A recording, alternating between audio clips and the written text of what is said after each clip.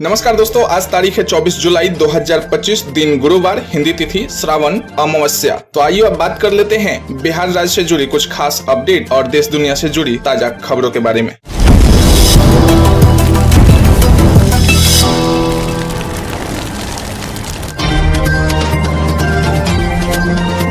दोस्तों, श्रावण मेला रेलवे की हो रही बम्पर कमाई, केवल 11 दिनों में करोड़ों की आय। देखिए पूरा आंकड़ा। हालांकि कांवड़ियों और यात्रियों की सुविधा के लिए रेलवे की ओर से जसीडीह, देवघर और मधोपुर स्टेशन से कई मेला स्पेशल ट्रेनों का परिचालन किया जा रहा है। दूसरी सोमवारी के बाद और मेला के 11 दिन बीत जाने के बाद यात्रियों की आवाजाही में 13.79% और आय में यानी कि इनकम में 7.95% की वृद्धि हुई है। हालांकि बता दें कि श्रावण मेला के दौरान रेलवे से मिली जानकारी के अनुसार जसीडीह, देवघर, बैद्यनाथ धाम और बासुकीनाथ स्टेशन में बीते साल 11 दिनों में 4,43,975 यात्रियों का आवागमन हुआ था, जिससे कि रेलवे को 3,51,31,960 रुपए की आय हुई थी। उसी प्रकार इस साल 11 दिनों में इन चारों स्टेशनों से 50,50,088 यात्रियों का आवागमन हुआ है, जिससे कि रेलवे को 3,79,25,423 रुपए की आय यानी कि इनकम हुई है। इसके अलावा जसीडीह स्टेशन पर मोबाइल यूटीएस से 3,847 यात्रियों ने 3,536 टिकट लिया है, जिससे रेलवे को 3,41,070 रुपए की आय हुई है यानी कि आमदनी हुई है। वहीं देवघर स्टेशन पर 1,380 यात्रियों ने 932 टिकट लिया है, जिससे रेलवे को 1,38,570 रुपए की आय हुई है। तो दोस्तों, अब आइए बात कर लेते हैं रक्षाबंधन 2025 से जुड़ी कुछ खास खबरों के बारे में। हालांकि रक्षाबंधन पर बहनें कब बांधें भाइयों को राखी, आइए जानते हैं सही समय और इससे जुड़ी धार्मिक नियमों के बारे में। हालांकि रक्षाबंधन में कब और किस समय राखी बांधनी चाहिए, इसका धार्मिक दृष्टि से विशेष महत्व है। सही मुहूर्त में राखी बांधना शुभ फल देता है और भाई की समृद्धि व सुरक्षा सुनिश्चित करता है। तो आइए अब जानते हैं राखी बांधने के शुभ समय के बारे में, भद्रकाल का महत्व और इससे जुड़ी धार्मिक नियमों के बारे में। तो आइए अब बात कर लेते हैं रक्षाबंधन 2025 के बारे में। हालांकि सबसे पहले जानते हैं कि कब है राखी। हालांकि इस वर्ष रक्षाबंधन शनिवार 9 अगस्त 2025 को मनाया जाएगा। हालांकि बता दें दोस्तों कि पंचांग के अनुसार पूर्णिमा तिथि शुरू होगी 8 अगस्त को दोपहर 2:12 पर और समाप्त होगी 9 अगस्त को दोपहर 1:24 पर। हालांकि राखी बांधने की शुभ मुहूर्त 9 अगस्त को सुबह 5:47 से दोपहर 1:24 तक है। इसमें अपराह्न काल यानी कि दिन का तीसरा हिस्सा सबसे शुभ माना गया है। तो आइए दोस्तों ये भी बता देते हैं कि आखिर कब न बांधे राखी। हालांकि हिंदू धर्म शास्त्रों के अनुसार भद्रकाल को अशुभ माना गया है और इस समय किसी भी शुभ कार्य से परहेज करना चाहिए। इसलिए राखी भद्रा समाप्त होने के बाद ही बांधनी चाहिए ताकि शुभता बनी रहे। तो दोस्तों आइए अब बात कर लेते हैं आईआरसीटीसी टेंडर केस के बारे में। हालांकि लालू यादव के लिए आज का दिन अहम है। आईआरसीटीसी टेंडर घोटाले में कोर्ट सुना सकता है अहम फैसला। हालांकि दिल्ली की राउज एवेन्यू कोर्ट 23 जुलाई को आईआरसीटीसी होटल घोटाला मामले में फैसला सुना सकती है। लालू यादव, राबड़ी देवी और तेजस्वी यादव पर होटल लीज के बदले जमीन लेने का आरोप है। बिहार विधानसभा चुनाव से पहले आ रहे कोर्ट के फैसले से बिहार की सियासत के प्रभावित होने की संभावना है। हालांकि साल 2005 से 2006 में जब लालू प्रसाद यादव रेल मंत्री थे तो उस समय रेलवे के रांची और पुरी स्थित बीएनआर होटलों को आईआरसीटीसी को ट्रांसफर किया गया था। उन्हें बेहतर रख रखाव और संचालन के लिए लीज पर देने के लिए योजना बनाई गई थी। सीबीआई के अनुसार इन होटलों को लीज पर देने के लिए जारी टेंडर प्रक्रिया में गंभीर अनियमितताएं हुई हैं। यह टेंडर विनय कोचर की कंपनी मेसर्स सुजाता होटल्स को दिया गया था। आइए बात कर लेते हैं झारखंड हाई कोर्ट को मिला नया मुख्य न्यायाधीश। राज्यपाल संतोष कुमार गंगवार ने 23 जुलाई को राजभवन में जस्टिस तरलोक सिंह चौहान को झारखंड हाई कोर्ट के मुख्य न्यायाधीश पद और गोपनीयता की शपथ दिलाई। इसके साथ ही Justice Tarlok Singh Chauhan Jharkhand High Court के 17वें मुख्य न्यायाधीश बन गए हैं। ईसीआई ने शुरू की उपराष्ट्रपति चुनाव की तैयारियां, जल्द जारी होगी अधिसूचना। हालांकि इलेक्शन कमीशन ऑफ इंडिया यानी कि भारत निर्वाचन आयोग ने 2025 में होने वाली उपराष्ट्रपति चुनाव की तैयारियां शुरू कर दी है। आयोग ने कहा है कि दस्तावेजी प्रक्रिया और व्यवस्थाएं पूरी होते ही चुनाव कार्यक्रम की घोषणा की जाएगी। तो दोस्तों बता दें कि चुनाव आयोग का यह बयान ऐसे समय में आया है जब हाल में ही जगदीप धनखड़ ने स्वस्थ कारणों का हवाला देते हुए उपराष्ट्रपति पद से इस्तीफा दे दिया था। आइए दोस्तों अब बात कर लेते हैं कि मिंत्रा पर 1654 करोड़ की गड़बड़ी का केस। ईडी ने विदेशी निवेश के गलत उपयोग का आरोप लगाया है। फाइनेंशियल रिकॉर्ड्स की जांच शुरू हो चुकी है। हालांकि खबरों में आगे बता दें कि दोस्तों ऑनलाइन शॉपिंग प्लेटफॉर्म मिंत्रा और उसकी सहयोगी कंपनियों पर प्रवर्तन निर्देशालय यानी कि ईडी ने फॉरेन एक्सचेंज मैनेजमेंट एक्ट यानी कि FEMA के उल्लंघन का केस दर्ज किया है। यह मामला करीब 1654 करोड़ रुपए के विदेशी मुद्रा उल्लंघन से जुड़ा हुआ है। हालांकि ईडी को जानकारी मिली थी कि मेंबर्स मित्रा डिजाइन्स प्राइवेट लिमिटेड और उसकी सहयोगी कंपनियां होलसेल कैश एंड कैरी के नाम पर मल्टी ब्रांड रिटेल कारोबार कर रही थी। हालांकि ये विदेशी निवेश यानी कि FDI के नीति के खिलाफ है। मिंत्रा के पास एक स्ट्रॉन्ग यूजर बेस है। मीडिया रिपोर्ट्स के मुताबिक कंपनी के पास करीब 4 करोड़ ट्रांजैक्शन करने वाले कस्टमर्स हैं। मिंत्रा का वित्त वर्ष 2021 से 22 में ऑपरेशन से रेवेन्यू 3,501 करोड़ रुपया था। वित्त वर्ष यानी कि 2023 में यह सालाना आधार पर 25% बढ़कर 4,375 करोड़ रुपया हो गया था।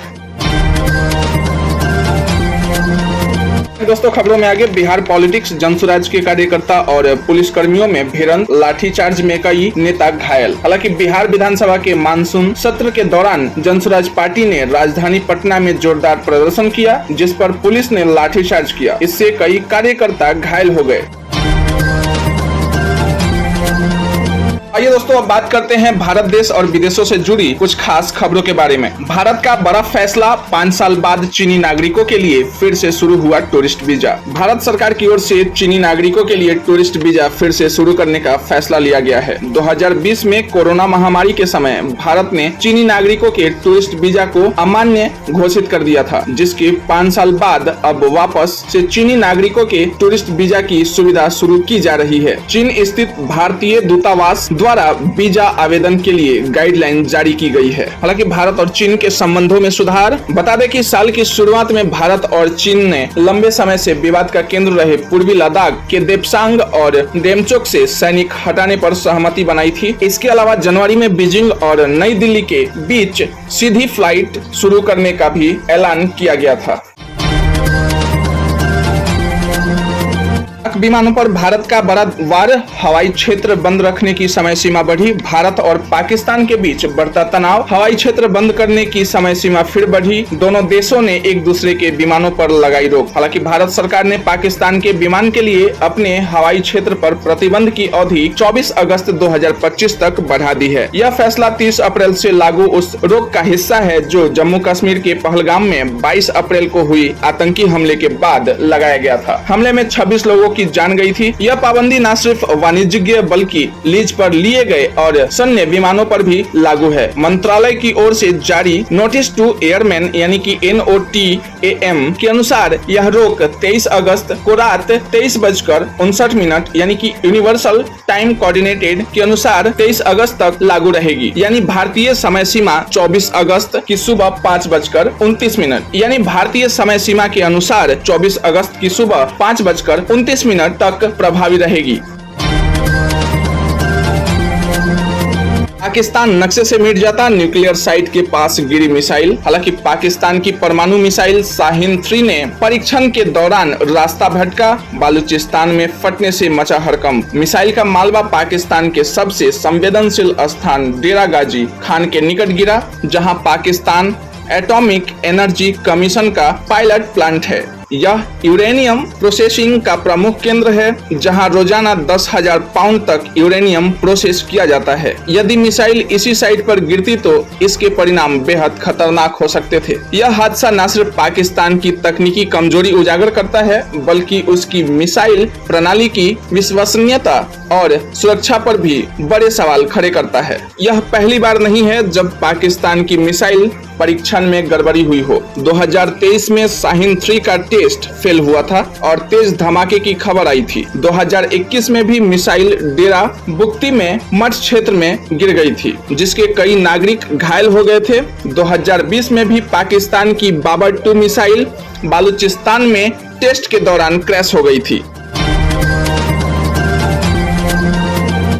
हालांकि दोस्तों, खबरों में आगे प्रधानमंत्री नरेंद्र मोदी ब्रिटेन दौरे पर रवाना। प्रधानमंत्री स्टारमर और किंग चार्ल्स से मिलेंगे। दोनों देशों के बीच फ्री ट्रेड एग्रीमेंट होगा। हालांकि दोस्तों, प्रधानमंत्री नरेंद्र मोदी दोपहर ब्रिटेन के 2 दिवसीय दौरे पर रवाना हो गए हैं। यह उनकी चौथी ब्रिटेन यात्रा है। यहाँ वे ब्रिटिश प्रधानमंत्री कीर स्टारमर के न्योते पर जा रहे हैं। इसके बाद वे 2 दिन के लिए मालदीव के दौरे पर भी जाएंगे। कीर स्टारमर के प्रधानमंत्री बनने के बाद मोदी की यह पहली ब्रिटेन यात्रा है। पीएम की मुलाकात ब्रिटिश सम्राट किंग चार्ल्स से भी होगी। लंदन में पीएम मोदी और स्टारमर के बीच द्विपक्षीय बैठक होगी। इसमें दोनों के बीच Bharat UK free trade agreement यानी कि FTA, रक्षा, टेक्नोलॉजी और जलवायु जैसे मुद्दों पर बातचीत भी होगी। हालांकि FTA को लेकर दोनों देशों के बीच 3 साल से ज्यादा समय तक बातचीत चली है, जो अब जाकर पूरी हुई है। बता दें कि FTA का मतलब है फ्री ट्रेड एग्रीमेंट, जिसे हिंदी में मुक्त व्यापार समझौता कहा जाता है। यह ऐसा समझौता होता है जो 2 या अधिक देशों के बीच होता है, ताकि वे आपस में सामान और सेवाओं का व्यापार आसानी से कर सकें और उस पर कम टैक्स लगाएं या बिल्कुल टैक्स ना लगाएं। हालांकि दोस्तों, आइए अब फ्री ट्रेड एग्रीमेंट को एक बार फिर से विस्तार से देख लेते हैं। आखिर क्या है फ्री ट्रेड एग्रीमेंट यानी कि FTA? FTA का मतलब फ्री ट्रेड एग्रीमेंट यानी कि मुक्त व्यापार समझौता, जो कि 2 देश आपस में आसानी से बिजनेस करने के लिए इस्तेमाल करते हैं। व्यापार को आसान बनाने के लिए टैरिफ, कोटा, सब्सिडी जैसे रुकावटें खत्म करते हैं। दोनों देश एक दूसरे पर 0 टैक्स या बहुत कम टैक्स लगाते हैं, जिन्हें हम FTA के नाम से भी जानते हैं।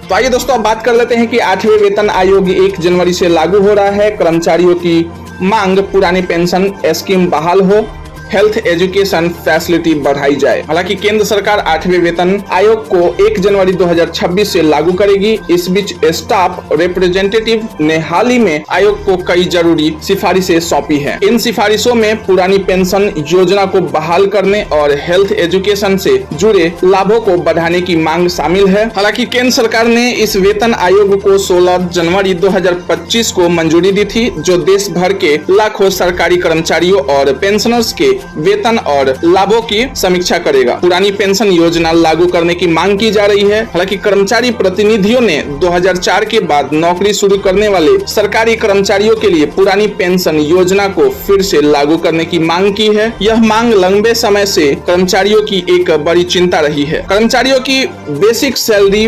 51,000 हो सकती है। हालांकि उम्मीद लगाई जा रही है कि 8वें वेतन आयोग के लागू होने के बाद लेवल 1 के केंद्रीय कर्मचारियों की बेसिक सैलरी 18,000 रुपए से बढ़कर 51,000 रुपए तक हो सकती है। आयोग 2.86 तक का फिटमेंट फैक्टर लागू कर सकता है। इसी कारण सैलरी में ये बढ़ोतरी होगी।